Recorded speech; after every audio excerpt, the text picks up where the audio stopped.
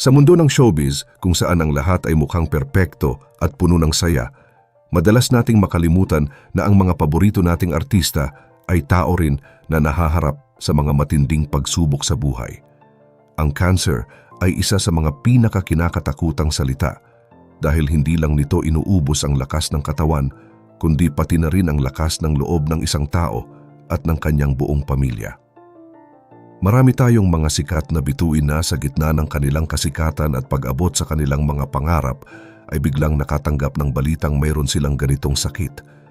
Ngunit sa halip na sumuko, pinili nilang lumaban at gamitin ang kanilang boses para magbigay ng pag-asa sa marami.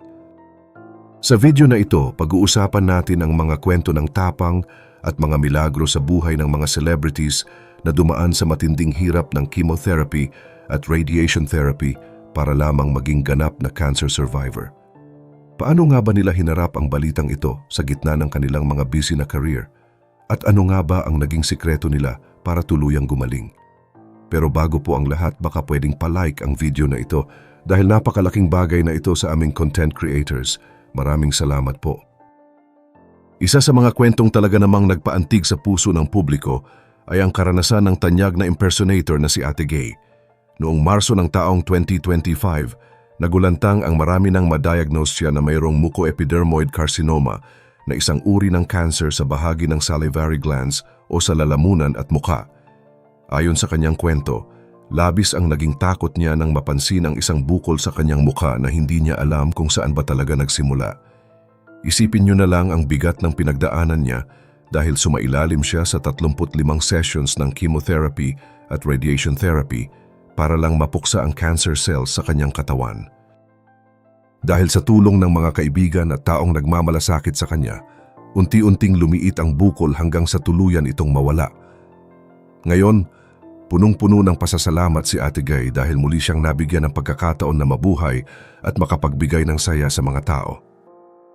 Hindi rin mawawala sa listahan ng Queen of All Media na si Kris Aquino na matagal na nating sinusubaybayan ang kalagayan ng kanyang kalusugan. Alam nating lahat na nakikipaglaban siya sa iba't ibang uri ng autoimmune diseases, pero noong taong 2024 ay hinarap niya ang isa sa pinakamalaking takot sa kanyang buhay. Sa isang pagsusuri ay nakita ang isang banta ng cancer sa kanyang colon o bituka na naging sanhi para magsagawa ang kanyang mga doktor ng mas maraming tests. Naging emosyonal ang laban na ito dahil ang kanyang ina na si dating Pangulong Cory Aquino at ang kanyang lola ay parehong pumanaw dahil sa colon cancer. Sa kabutihang palad, pagkatapos ng mahabang paghihintay at maraming panalangin, lumabas sa mga resulta na cancer-free na siya at wala nang bakas ng sakit sa kanyang tiyan. Isa pang kwento ng matinding tibay ng loob ay ang sa dating aktres na si Maritoni Fernandez. Isipin niyo na sa mismong araw ng kanyang ika-30 kaarawan noong Marso ng taong 2000, natanggap niya ang balitang meron siyang stage 2, a breast cancer. Imbes na magsaya sa kanyang party, naging hudyat ito para baguhin niya ang kanyang buong pamumuhay at lumaban para sa kanyang kinabukasan. Agad siyang sumailalim sa isang operasyon na tinatawag na lumpectomy sa Amerika para matanggal ang tumor. Ang karanasan ni Maritoni ay nagpapatunay na ang maagang pagtuklas sa sakit at ang pagkakaroon ng positibong pananaw ay malaking bahagi ng paggaling. Hindi rin natin pwedeng kalimutan ang matinding laban na hinarap ni Maritoni Fernandez. Hindi lang siya basta gumaling, kundi naging daan din ang kanyang karanasan para makatulong sa ibang tao. Sa katunayan, mahigit 26 na taon na siyang malinis sa sakit na cancer at wala nang anumang bakas nito sa kanyang katawan. Dahil sa himalang ito, naging aktibo siyang volunteer sa mga foundation at nagtayo pa ng sariling negosyo na nakatuon sa mga organic na produkto. Ang kanyang kwento ay nagpapakita na pagkatapos ng dilim ay may liwanag na naghihintay, lalo na kung gagamitin mo ang iyong boses para magbigay ng lakas sa mga taong kasalukuyang nakikipaglaban din. Kung pag-uusapan naman ang tunay na tibay ng loob, hindi magpapahuli ang sikat na singer na si Joey Albert. Isipin niyo na lang, hindi lang 1 o 2 beses kundi 3 beses siyang naging cancer survivor. Unang pumasok ang pagsubok sa kanyang buhay noong 1995 nang ma-diagnose siya na may cervical cancer. Pagdating ng taong 2003, hinarap naman niya ang colon cancer. Akala ng marami ay doon na natapos ang kanyang laban, pero noong 2015, bago pa ang kanyang malaking concert, ay muling bumalik ang sakit. Pero sa halip na itigil ang lahat, ipinagpatuloy pa rin ni Joey ang kanyang pagkanta at ginamit ang kanyang platform para ikwento ang kanyang health journey. Kahit na nakabase na siya sa Canada kasama ang kanyang pamilya, nananatili pa rin siyang inspirasyon sa mga Pilipino dahil sa kanyang hindi matatawarang paninindigan sa buhay. Hindi rin nalalayo ang kwento ni Mr. Pure Energy na si Gary Valenciano. Noong taong 2018, habang nagpapagaling siya mula sa isang seryosong operasyon sa puso, ay nakatanggap siya ng isa pang mabigat na balita. Natuklasan ng mga doktor na mayroon siyang kidney cancer. Isang malaking hamon ito dahil bukod sa cancer at sa kanyang operasyon sa puso, mahigit 4 na dekada na rin siyang mayroong type 1 diabetes. Sumailalim siya sa isang mahalagang operasyon noong Hunyo ng taong iyon para tanggalin ang bahagi ng kanyang kidney na may sakit. Sa kabutihang palad, naging matagumpay ang lahat at idineklara siyang cancer-free. Ang sigla ni Gary V sa itaas ng entablado hanggang ngayon ay isang buhay na patunay na walang imposible basta't may tiwala at tamang pag-aalaga sa sarili. Sa hanay naman ng mga veteranong aktor, naging bukas din si Tirso Cruz III tungkol sa kanyang karanasan bilang lung cancer survivor. Noong taong 2014, nalaman niya na nasa stage 2 na ang kanyang sakit. Hindi siya nagdalawang isip na sumailalim sa mga kailangang gamutan hanggang sa tuluyan siyang gumaling. Matapos ang kanyang laban, naging isa siyang masugid na advocate para sa maagang pagtuklas ng cancer.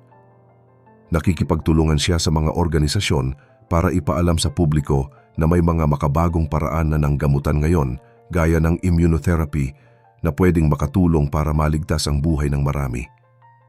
Ang kanyang mensahe ay simple lang: huwag matakot magpatingin sa doktor dahil ang maagang pag-alam sa sakit ang pinakamalakas nating sandata.